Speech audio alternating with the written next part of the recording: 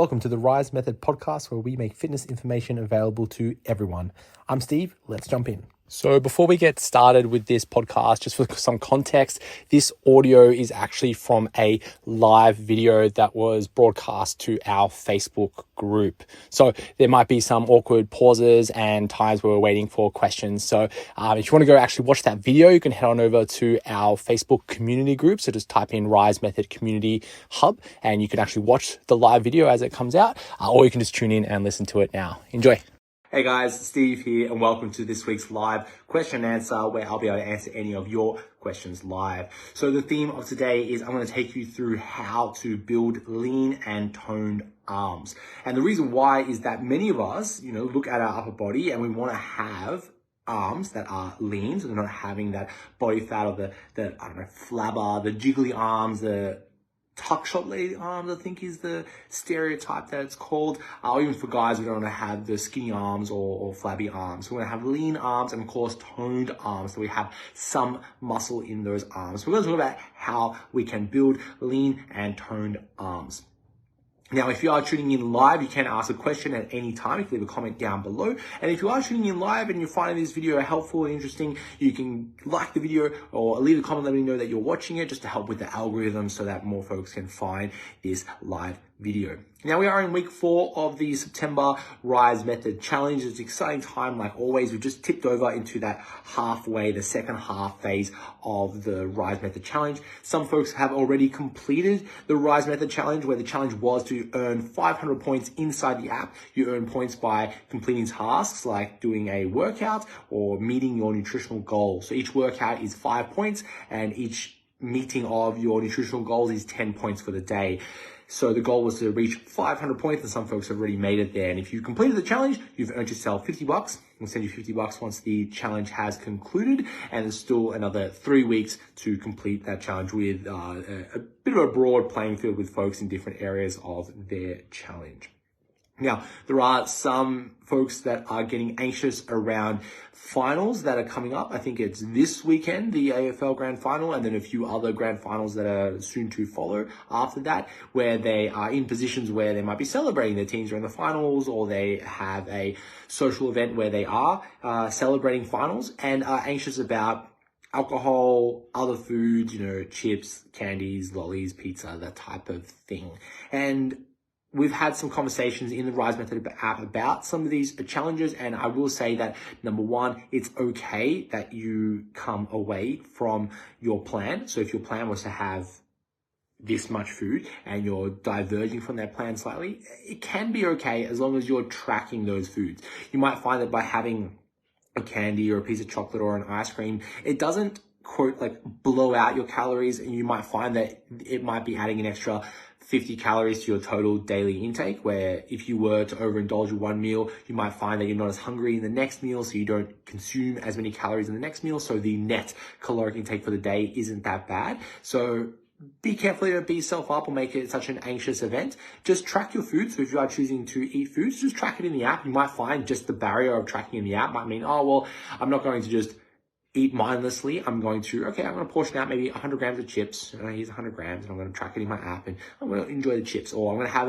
a beer or a glass of wine. I'm going to track that in the app. You might find just the barrier of tracking it in the app kind of slows you down a little bit, makes you think twice about how much you're going to consume, and then at least you have some mental cognition or connection to that food intake. So if you are going to go to a party, enjoy the party. If you are going to celebrate the finals, celebrate the finals. You can enjoy those things. It's not something that you need to avoid, as long as you're just tracking your food intake. And the next day you can reflect on that and be like, okay, well, this particular day I've over consumed by 200, 300, 500 calories.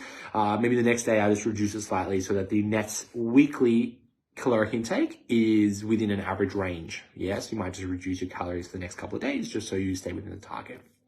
But I digress. So folks, we are going to be talking about how to build lean and toned arms.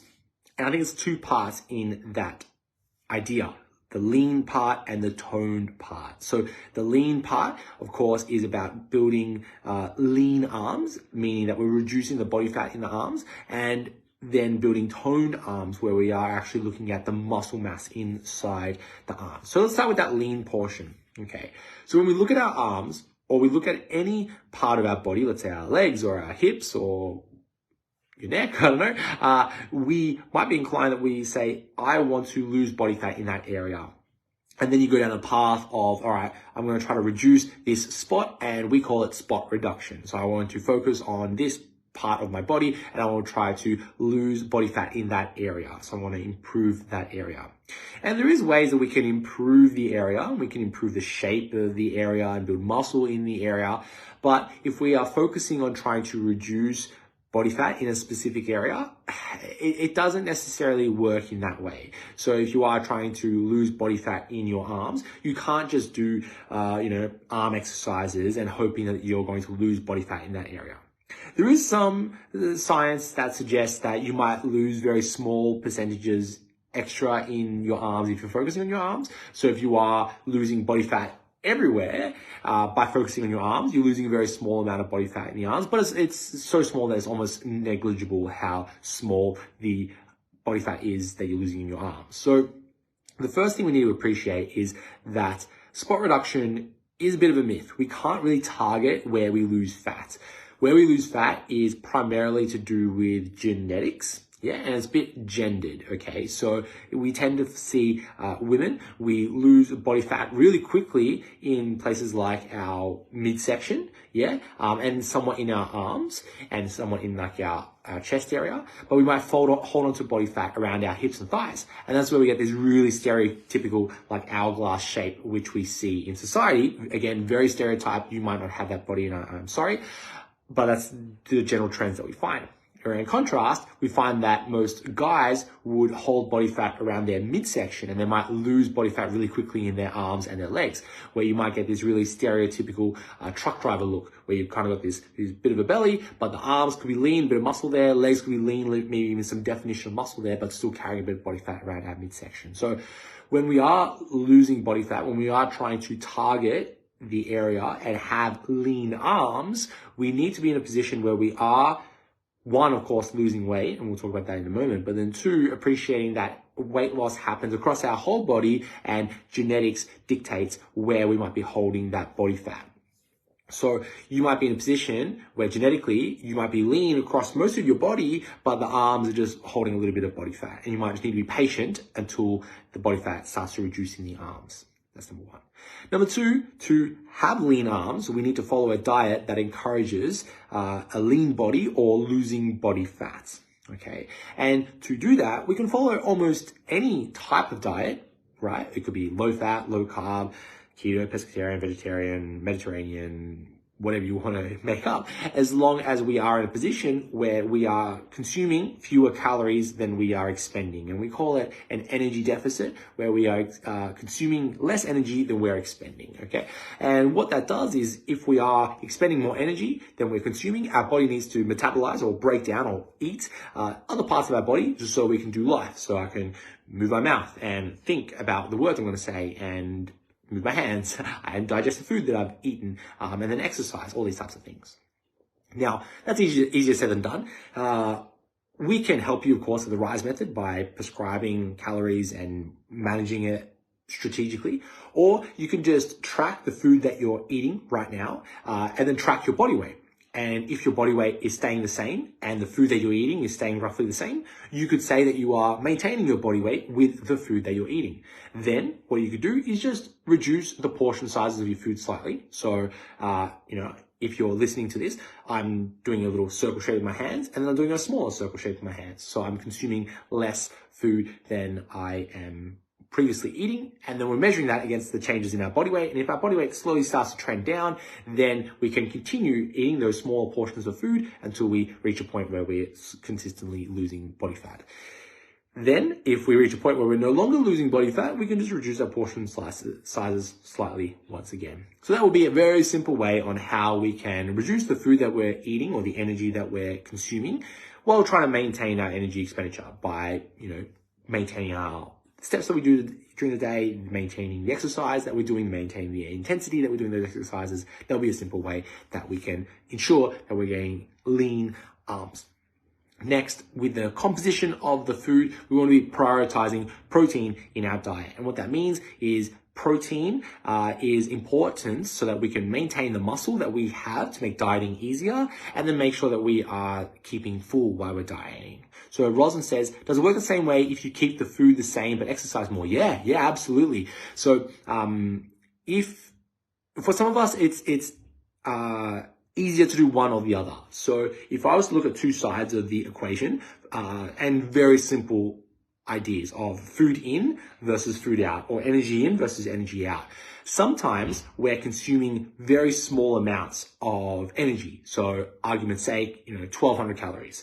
And if our scale point is maybe here, and I'm doing two lines where energy in is my left hand this side, at this point, and my energy out is here, it might be easier to increase my step count or increase my work capacity rather than trying to reduce my food intake, because 1200 calories can be quite small, and reducing that even further might lead to really extreme hunger. Because, geez, that's really hard. But on the other side, you might be doing 3,000 steps a day, and it might be really easy to get 4,000 steps. It's all about the low-hanging fruits. So it might be one or the other. So you could keep the food the same and just exercise more. And, that's what we find in folks who, have this wind of energy or motivation or inspiration to go to a gym. They go, oh, yes, I'm going to go to the gym. I don't know anything about nutrition, in quotation marks. They go to a gym, they start exercising, and they start losing weight. Great, awesome. Or you might, hear a story of someone who was, let's say, a truck driver. And I've got a family member who's like this truck driver. And they left the business and they started their own business mowing lawns. And because they were mowing lawns, they were getting more steps up. So they didn't change anything about their diet, right? They don't know anything about nutrition. They're eating pies for dinner and cupcakes and all the things. But the only change they made was their career, where they're not sitting in a truck driving all day. They're now pushing a lawnmower and outside walking around doing gardening, being having a little garden business. So that change was enough to stimulate weight loss, right? And improvements in health with no change in nutrition. So to answer the question, Rosalind, sometimes it's really easy to do one or the other. And it all depends on the data. And you could choose to exercise more or reduce your food intake. But I digress. So we were talking about protein. We want to maintain a moderate protein intake. And on paper, we want it to be around 2 grams per kilo of body weight in protein intake. And remember that 100 grams of chicken doesn't equal 100 grams of protein. 100 grams of chicken might be, 20, 25 grams of protein, depending on the part of the chicken it's in. So just remember that the weight doesn't always equal the actual protein number. That number, 2 grams per kilo of body weight, is very spread out. It's a bit of a spectrum where we could be down as low as maybe 1.5 grams per kilo of body weight up to about 3 grams per kilo of body weight. So that math is hard. So sometimes it's just easy to pick 2 grams. Great, it's an easy calculation. I'm about 100 kilos, 2 grams, 200 grams, done. That's as much as thought I put into it in my protein intake, and I might choose a rough range. So as long as you're having a protein source with every meal, you're ticking goals. Ticking boxes and kicking goals. That's the one. Okay, so we've spoken about the lean portion where we can't really spot reduce. Maybe we see a little bit more fat loss in areas where we're exercising, and we need to be in an energy deficit so that we can lose body fat. Part of it is genetic, where we lose our body fat, and we want to maintain a protein intake when we're talking about dieting. Next, we need to talk about the toning portion of how to build lean and toned arms.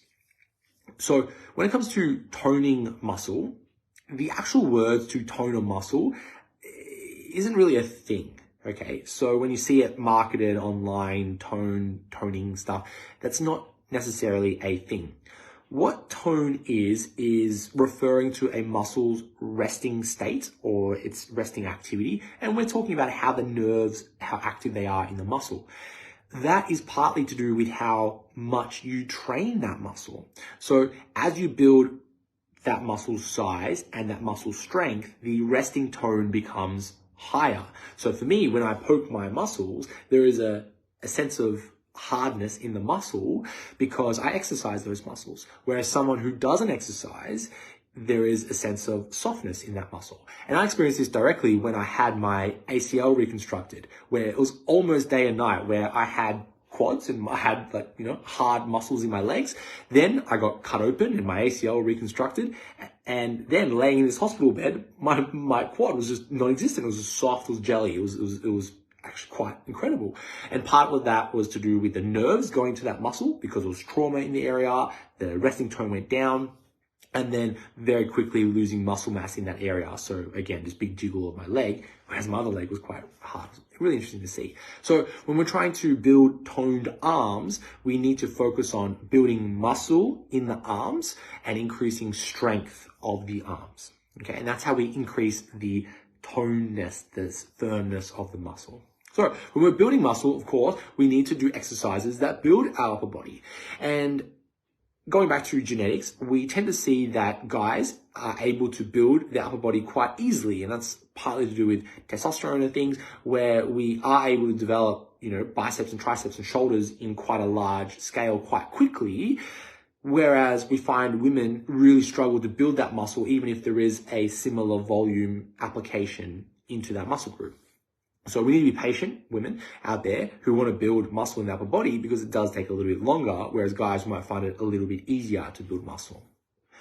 So building muscle, of course, we need to do exercises to train the muscles. We're primarily focusing on elbow flexion to train the bicep, elbow extension to train the tricep, and trying to do those exercises in different shoulder positions. So elbow flexion with the shoulder in front of us, elbow extension with the shoulder in front of us, with the arm in front of us, elbow flexion, bending the elbow with the arm behind us, and then elbow extension with the arm behind us. So we're training the muscles in the upper arm with the shoulder in different positions. And Rochelle says, boo, patience. Yeah, I know we all want quick wins, and we can see quick wins. Of course, we can see quick wins as we get into training. But for long-term development, some of us see those quicker wins quicker and more frequently than others. And no, it doesn't suck to be girls. You guys get other wins where you get really lean midsections very quickly, and you develop more muscles around your hips and thighs much quicker than guys. And you've got a faster recovery rate than guys. And we see that in literature, where women are able to have shorter rests and quicker bouts of training because they recover a little bit better than us. So you guys win, we win. We're just slightly different. And it's a spectrum where some girls might develop lots of upper body muscles very quickly, and you probably know women who are like this, and some guys who are able to recover really quickly. So it's a bit of a spectrum on where we sit. It's not very binary. And I'm not trying to be woke with that answer. All right. So when we're training our upper body, what we want to bias and really focus on are exercises where we are putting the muscle in a stretch position or a lengthened position. So what we want to focus on, that's a little bit of a nerding out. So when we're doing things like bicep curls, we actually want to get the arm straight and almost pause in this lengthened position and really put a lot of tension, just like an elastic band. Because when you stretch that elastic band, at the longest point, it's where you get the most tension in that elastic band.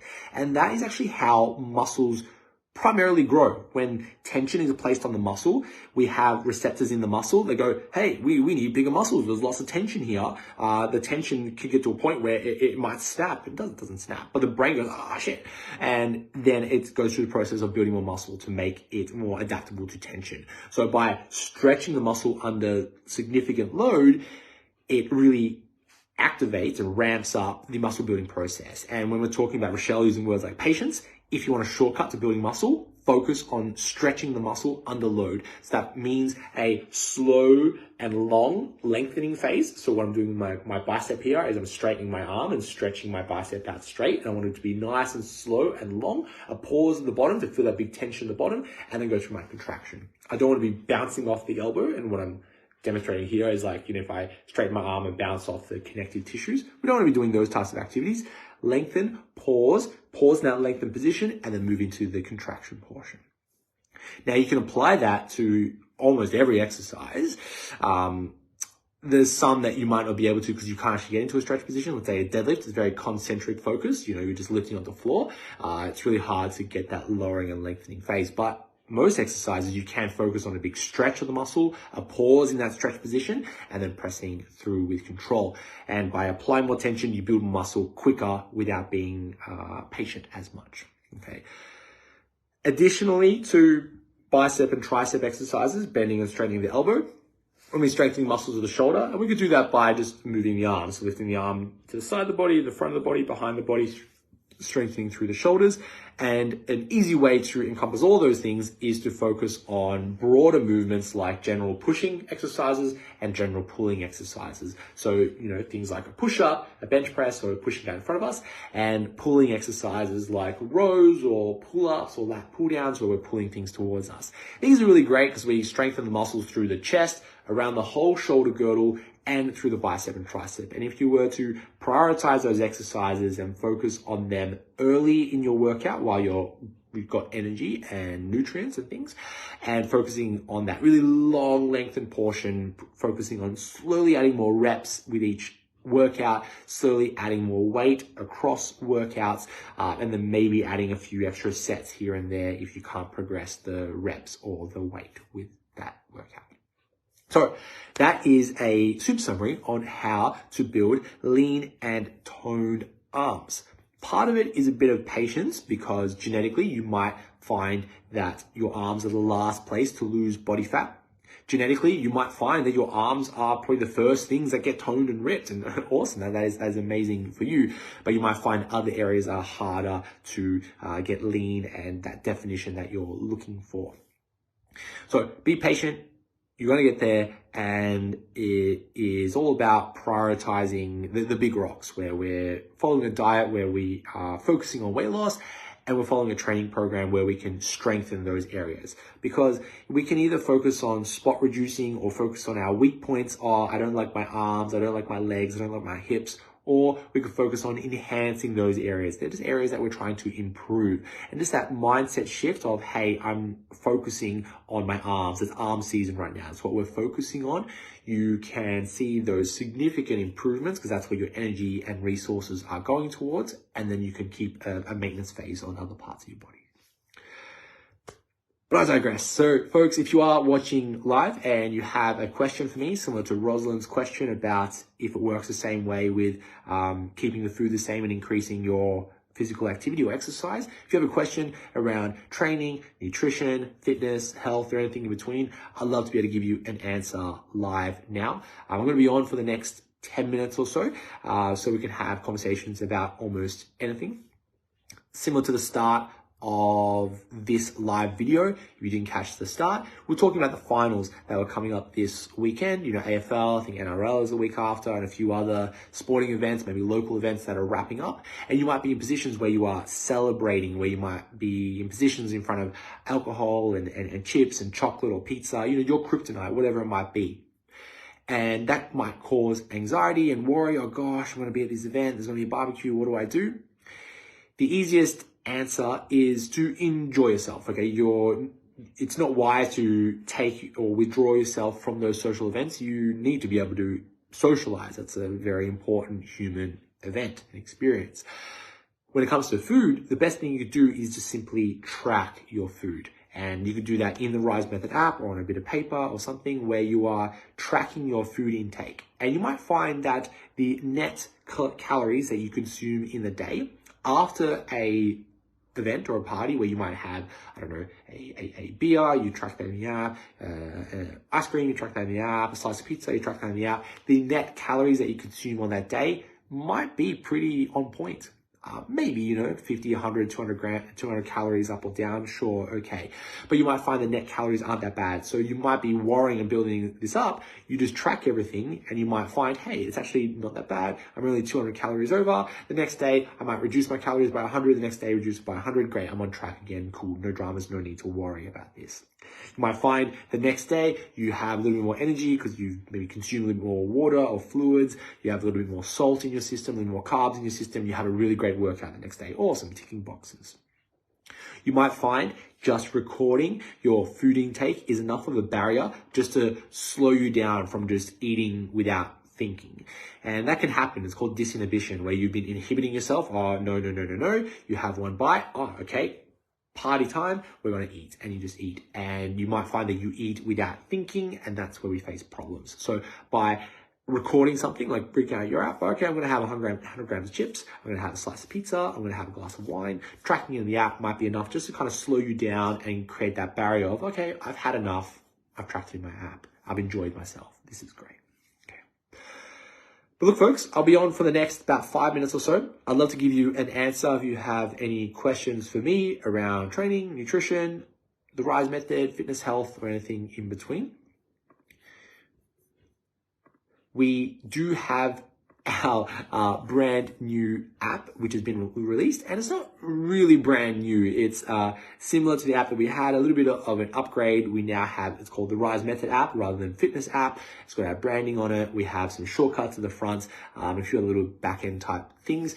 So if you haven't already, go download the RISE Method app on the App Store or Google Play. Love for you to leave a review.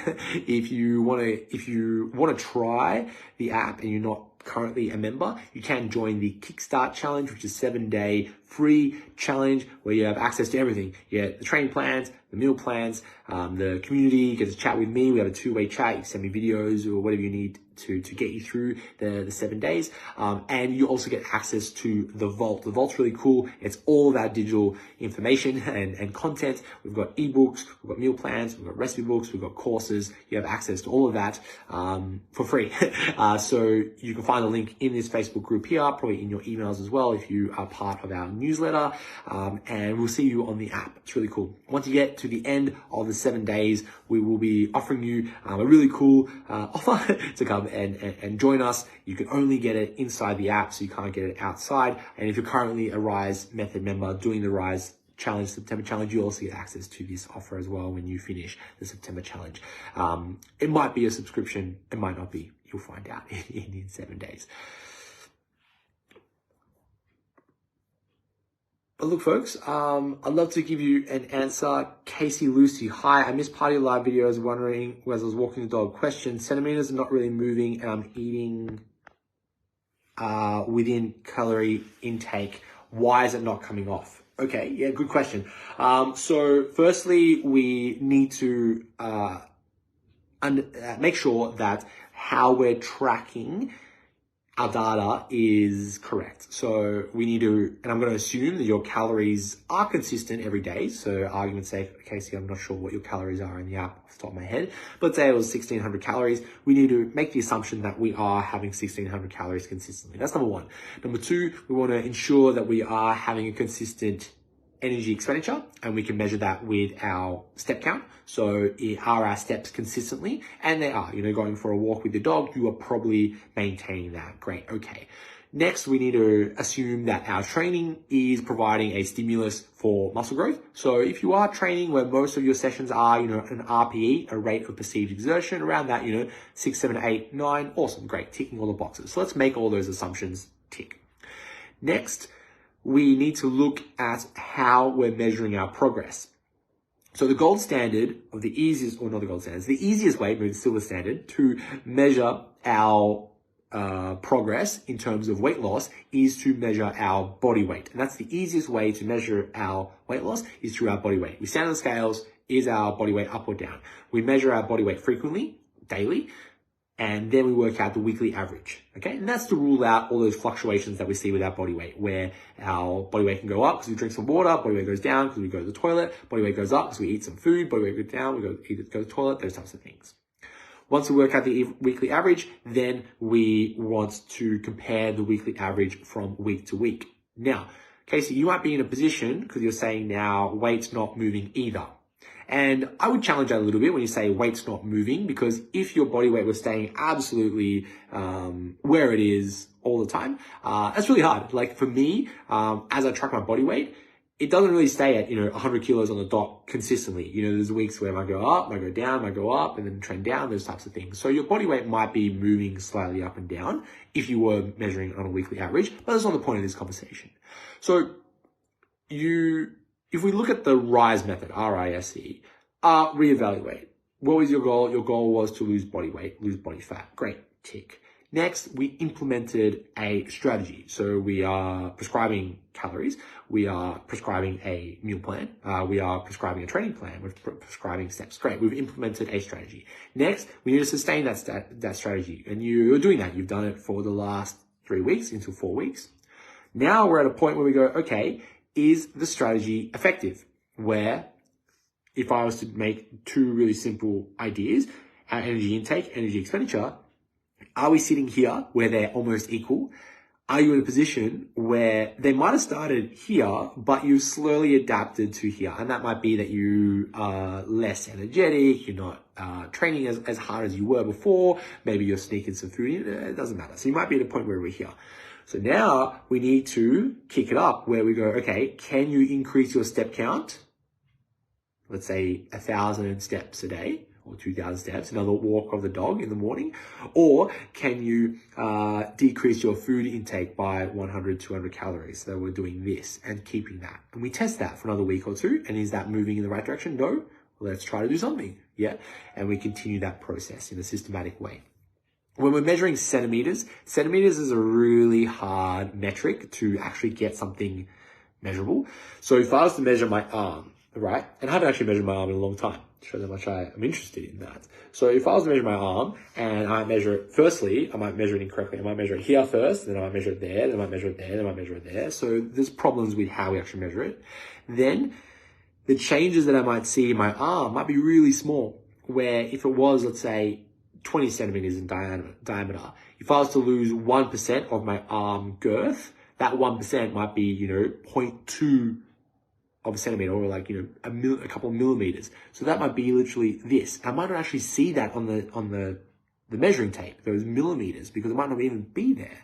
So it might be really hard to measure that. And if I measure it on specific days where I have a pump that day, if I train my arms are actually bigger because I've got engorgement in my arms from blood and other things, then I can change the centimeter reading. So measuring centimeters around, let's say, the arms, hard. Legs, hard. Midsection, hard. So week to week changes might not show around the girth. It might be more long term, or the changes you see is simply an error, like you just sucked in or squeezed the tape measure a little bit tighter. So best way is to measure body weight. Best way is to work out the weekly average, and the best way is to compare weekly averages from week to week. And we want to be seeing a change of about 0.5 to 1% of our body weight from week to week. If it's not in that range of 0.5 to 1% from week to week, then we need to readdress the energy in versus the energy out, and either decrease the energy intake or increase the steps count. Which one is easier? And similar to Rosalind's question earlier, sometimes it's easier to decrease our food intake. So if you're having 3,000 calories a day, okay, it's pretty easy just to drop 200 calories there. Versus if you're consuming 1,200 calories and you're only doing 3,000 steps a day, it might be easier to get 4,000 steps or 5,000 steps, because that's just another walk around the block that you might be able to do. And that is how we can strategically and sustainably lose body weight in a logical way. We're not just making things up and throwing things at the wall, hoping it fits. That's how we can be sustainable. RISE, and then the E is we evolve, where we might be at a stage where we've sustained our strategy and now it's time to evolve it and readdress it and maybe modify it slightly, and we might reassess this time and cycle through. RISE method. All right, folks, I hope you enjoyed this live video. I'll catch you next week for another one. We are turning these live videos into a podcast. So if you are tuning in just at the end, or you missed out, or someone else wants to listen to it and they, I missed out, you can listen to it as a podcast. And of course, if you're watching a repeat and you have a question, you can always leave a comment down below. I'll be able to get that notification and send you a message. I'd love to see you in the Rise Method app. Casey, if you want to continue this conversation, you can message me on the app and we can go through it again if you have any other further questions. And yeah, I'll see you guys next week. See you guys.